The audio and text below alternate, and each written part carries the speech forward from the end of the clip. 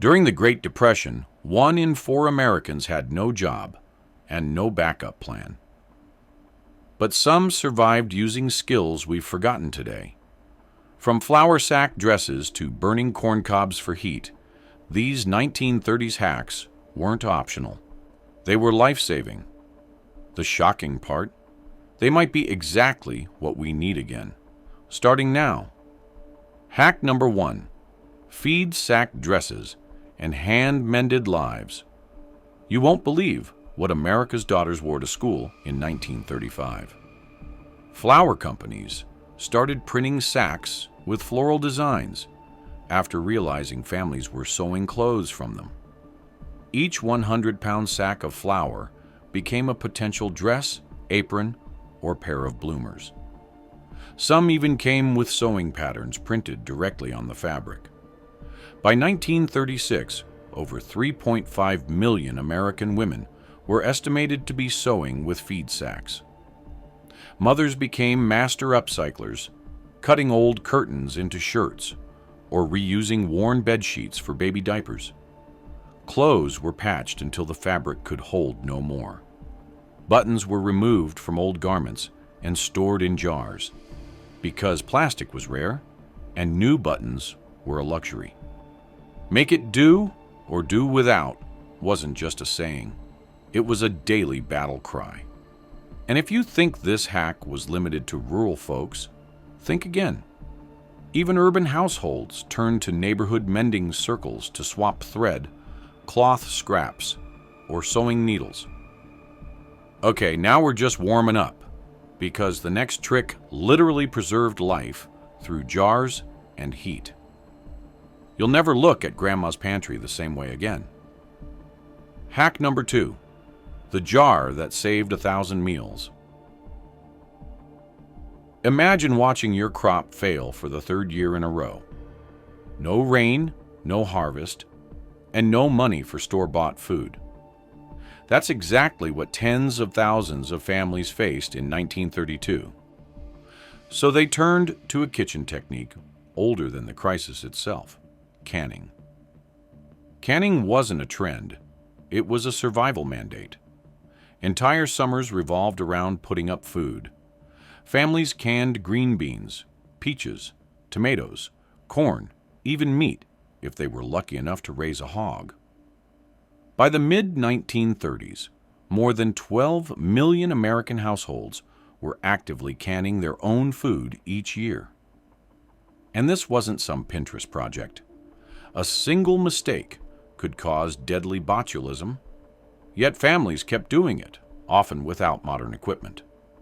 Ball mason jars became priceless, handed down through generations. And if they didn't have lids, they wax-sealed the tops with paraffin. Canning cooperatives began springing up in rural areas. Women pooled sugar, jars, and labor, then shared the spoils. In Georgia, some counties ran county-wide canning kitchens, where farmers could bring produce and leave with jars of shelf-stable food. These kitchens processed up to 40,000 quarts of food per season. And when jars ran out, drying and fermenting kicked in. Families would hang apples in the attic to dry, salt beans in crocks, and pickle nearly everything that could be salvaged from dying fields. And just wait until you hear how they fixed boots with cardboard and made soap from ashes. That's coming up next, and it might be the most ingenious part of all. Hack number 3. They fixed boots with cardboard and made soap from scratch. When a child's shoes wore through, there was no quick trip to the store in 1934. Families got creative because they had no choice. One of the most desperate and widespread fixes? Cardboard shoe soles. People would trace the bottom of their feet or old soles onto scrap cardboard, cut it out, and insert it inside their worn-out shoes. It didn't last long, especially in rain, but it got them through another day. And the shoes themselves, constantly patched with bits of rubber, wire, or leftover cloth. In some cases, farmers used tire inner tubes as makeshift soles. Even stitching was repurposed. Threads pulled from worn-out flour sacks became sewing material. But it wasn't just shoes. Windows leaked icy drafts, and buying glass or new caulking was out of the question. Families stuffed cracks with rags, newspapers, and even mud mixed with straw. Some covered entire door frames with quilts to trap warmth inside. In Minnesota, families lined walls with layers of cardboard to mimic insulation. Soap? Homemade. Ashes from the wood stove were turned into lye, which was then boiled with animal fat or leftover grease to make harsh but effective soap. It could be used to scrub everything, from floors to faces. Even toothpaste had a DIY formula. Baking soda mixed with a pinch of salt. Laundry detergent? Grated homemade soap mixed with water and elbow grease.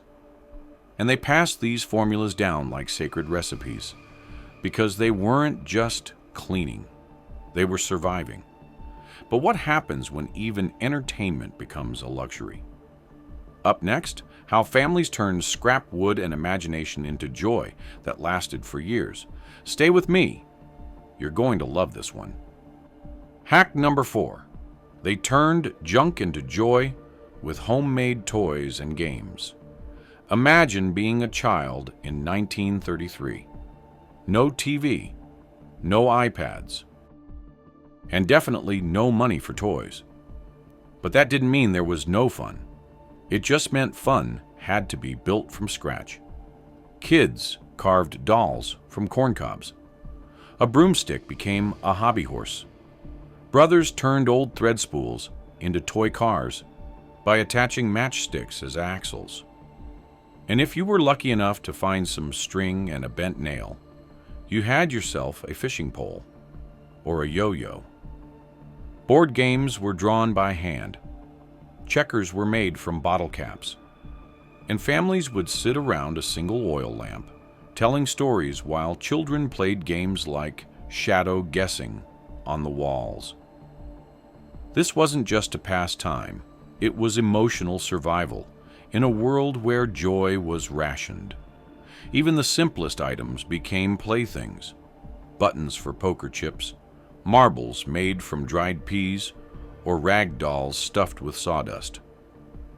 A 1936 WPA Children's Handbook showed 20 toy designs children could make with household scraps, like a spinning top from a pencil and cardboard circle.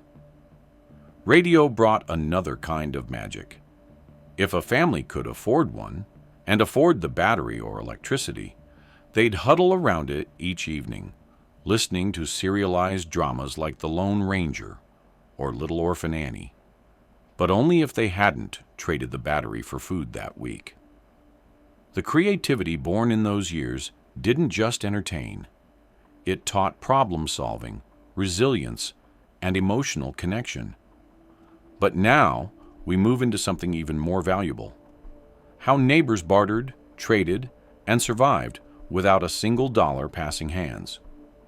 The networks they built might just blow your mind, and we'll dig into it next. Hack number 5. They built barter networks stronger than cash.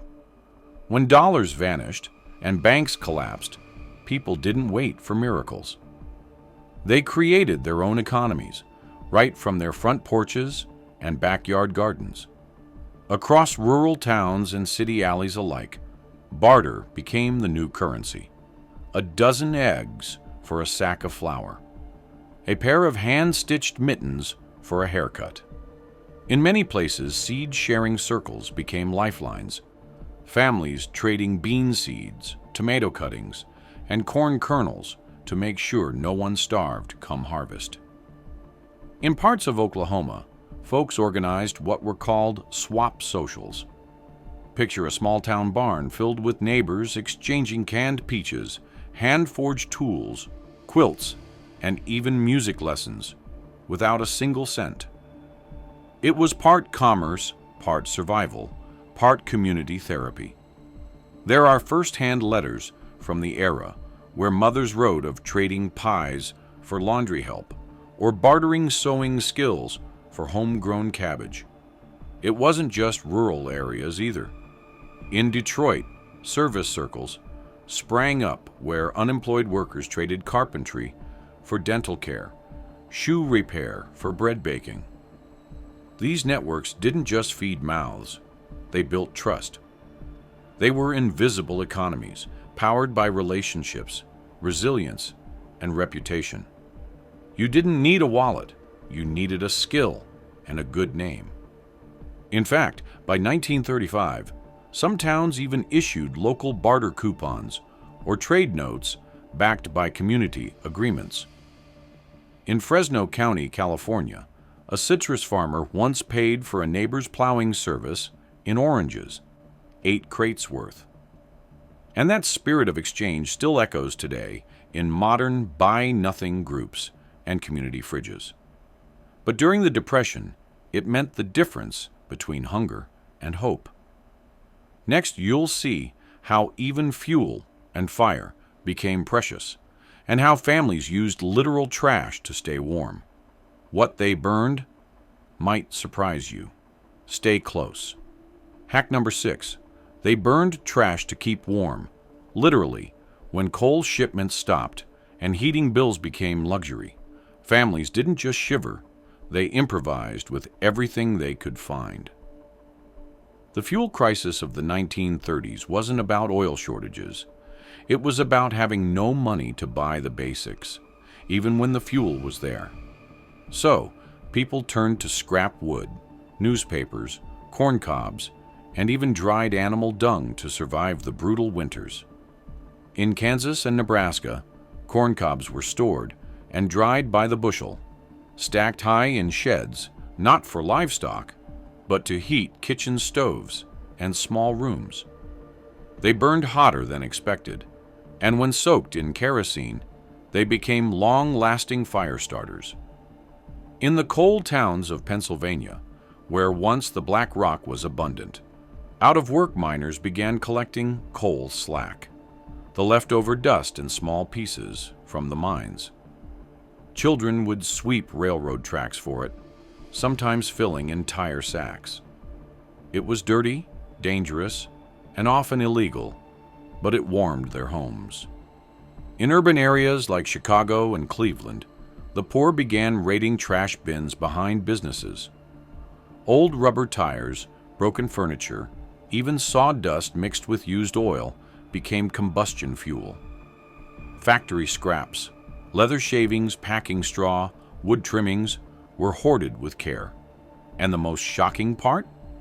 Families used to collect and dry animal dung, particularly in rural plains, where fuel wood was scarce. Dried dung bricks, called cow chips, were stacked like gold next to wood piles. They burned slow and steady. Entire cooking fires were built on these humble foundations. By 1934, some counties reported up to 70% of households using alternative fuels like corncobs, trash wood, and manure. A Missouri farmer even wrote in his diary, "The best fire this week came from the back half of Ma's broken dresser." And yet, it wasn't just about heat. It was about reclaiming comfort, dignity, and survival, one burned scrap at a time. Coming up next, the role children played, and why the tiniest hands in the household carried the heaviest responsibilities during the Depression. What they did will stop you in your tracks. Hack number 7. How Depression-era kids became their family's secret weapon. In the 1930s, childhood ended the moment a paycheck vanished. Kids weren't protected from hardship. They were drafted into it. The Great Depression created a silent army of tiny workers, each one doing whatever it took to keep the family afloat, and their impact? Immeasurable. By 1931, nearly 3.5 million children between ages 10 and 15 were working across America, not in factories, but in homes, fields, and street corners. They picked cotton in Texas, sold apples in Chicago, and peddled newspapers in New York City. One New York boy reportedly earned 15 cents a day, enough to buy bread and potatoes for 5 people. In Oklahoma and Arkansas, children helped their parents patch clothes, gather firewood, churn butter, and raise rabbits for meat. Some girls learned to sew at just 8 years old, repurposing worn-out flour sacks into underwear or shirts for their brothers. If they could mend it, they didn't need to buy it. That was the law of the land. In rural areas, boys walked 5 to 10 miles daily to help neighboring farms harvest crops. They earned food, not wages. Others trapped squirrels, skinned rabbits, or fished local creeks, not for sport, but for survival.